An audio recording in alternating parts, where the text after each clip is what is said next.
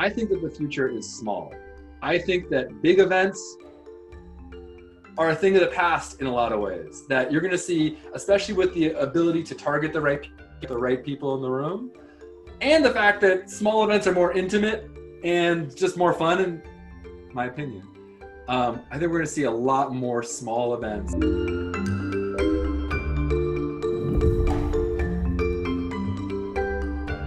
Ben, I'm excited to chat with you today and learn more about Splash. On your LinkedIn profile, it says event planner turned tech entrepreneur. Tell me in 5 seconds, very briefly, what is Splash? Yep. So Splash is an event marketing software, and our mission is to make it easy to host events. And we power mostly programs that are interested in scale. So when many different people in an organization are interested in hosting events, but you're trying to make sure to keep them on brand, have them not go rogue, make sure all the data is linked up, we've got a heck of a piece of technology for that. We're in an interesting world these past months, this year, 2020. How has your initial problem that you discovered was 7-8 years ago, because it was 2012 you started, how has that changed? Obviously a bigger emphasis on virtual. Talk to me about that problem that you saw and are seeing now. Yeah, I mean, from day one, the thing that we did really well and do really well is make your events look great online. That's what caught fire when we first launched this thing in 2012. And so designers or even any event planner can just jump in and create something beautiful. What ended up happening to the business is it started evolving to become something that allowed large organizations to manage that, right? And manage all these things that were going on.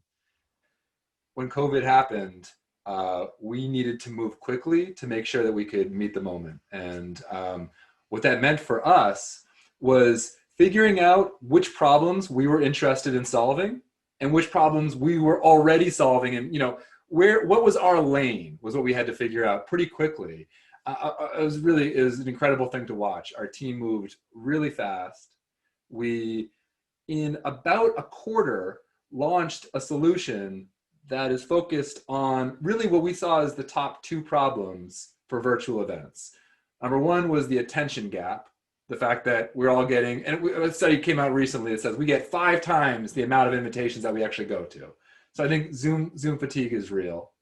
And the second one was the data gap. How do you keep track of all the different people who are coming into your event and know who actually attended and how to follow up with them? So those are the 2 problems that we said we have to solve that.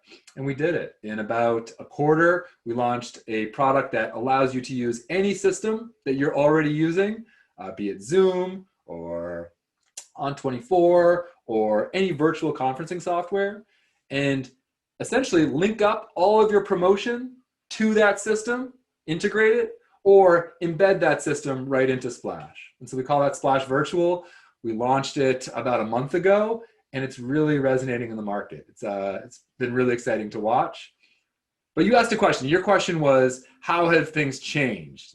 And I'll tell you what, in a lot of ways,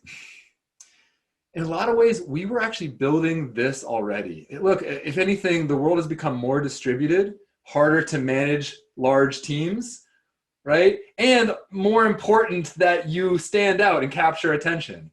That's the thing that we were already working on. And so it's in a lot of ways, evolved. Already to that direction. Now, earlier on, would you say it's more on the promoting and marketing and capturing the right data of a in-person event, and now it's effectively bringing that same expertise, but now being able to help host and launch the actual live event as well? I think what you're calling out is exactly right. The thing that we're doing different at this point is that we're more involved in the actual event, right? Certainly we have a check-in app and we have badge printing. So, to a degree, we are in the event. But to your point, now more than ever, the virtual event is either happening on Splash or in sync with Splash in a brand new way, which opens up all new types of attendee experience, which really excites me, as well as all types of new data that we can then sync back with Splash and back with your CRM. What uh, give me an example use case of a case study of one of your more recent ones that have used your platform, allowing someone to understand, okay, how are you different from other options out there from beginning to end? Yeah. What I'll do is I'll talk about Expedia. Expedia is a large global organization. They have partner managers who host their own events in order to drive up business. What they do is they use Splash. A small team at Expedia empowers all of these, and it ends up being like thousands of partner managers to host their own events, but in a coordinated way. And really the ability to oversee all of this different activity that, events are complicated, they can be surprising, they're creative, it's a lot of people coming together by definition. And so the question is, how do you coordinate that? And so what Expedia does is they basically sync all those up. They keep all the templates, all the brands, all the event pages locked in together, and they make sure that all their data is synced up so they can track it and know who's coming. And then really, as I said, in this new world, it's even more important. Now they're actually more distributed events. People have moved all over the place.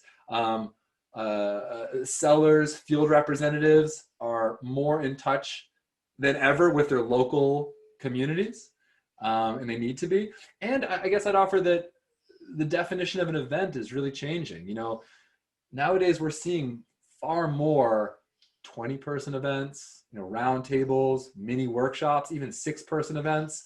To the point where I got to tell you, I just heard from Salesforce. As you know, Salesforce just essentially canceled Dreamforce this year, and Benioff launched a million Zoom challenge. Right? He wanted 1 million Zooms to happen by Salesforce, and their CMO just came out yesterday talking about how they're focused on delivering most of their content this year, about half their content from events, from virtual events. And again, these are like these 20-person, 25-person, 30-person events. So yeah, that's a use case. That's a term that you said, distributed events. Is that the word that I caught? Yeah, that's how we think about it. I mean, look, we started seeing it really early in the community space where you have these user groups that host their own events, but again, in a coordinated way. But we started to see was that type of behavior really pick up in the field, and it's either field marketing or field reps or partnership field. But again, these are lots of different organizations, right? Huge parts of organizations hosting those events. Yeah. Would you say your top users or target market would be these individual groups inside large organizations trying to put on their own events? Is that? That's exactly, well, from an end user standpoint, absolutely. Often, it gets picked up by the operations team, right? Because they want to oversee it all, or the head of marketing, or centralized marketing group. But to your point, and this is what's exciting for me about the business. It's really why we started it. Look, the best events get thrown by the people who really care about the event, right? Like the head of recruitment for a specific org is going to really put muscle into making that event a success. A field representative is going to have a really great workshop, and they're going to care deeply. And so a lot of what we're working on is democratizing who can throw the event. Maybe it's a designer who wants to hold a meetup. Maybe it's a developer who wants to evangelize. And as long as they can do it on brand and it looks good and it's all synced up, more power to them. Wow. Now, you came from being an event planner. Do event planners also utilize your service? Is this a platform for them? Absolutely. And it's funny, it's even as I say this out loud, so much of our DNA is in the event planner, but to what I've been speaking about, so much has evolved to be anybody, right? And that's exciting. Absolutely. I'm an event planner by background. I planned my prom, I've been planning events since I can remember. And I love it. I love the in-person experience. I miss it. I wish we were hanging out right now, but here we are. I'll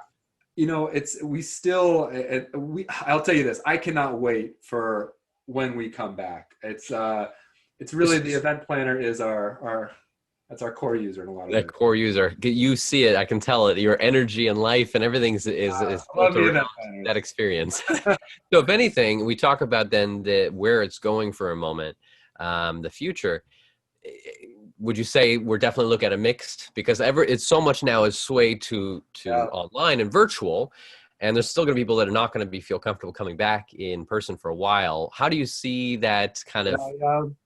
Look, there's no doubt that the future is hybrid, right? That we are going to see broadcasting and in person, right? No doubt to achieve the scale that we're looking for.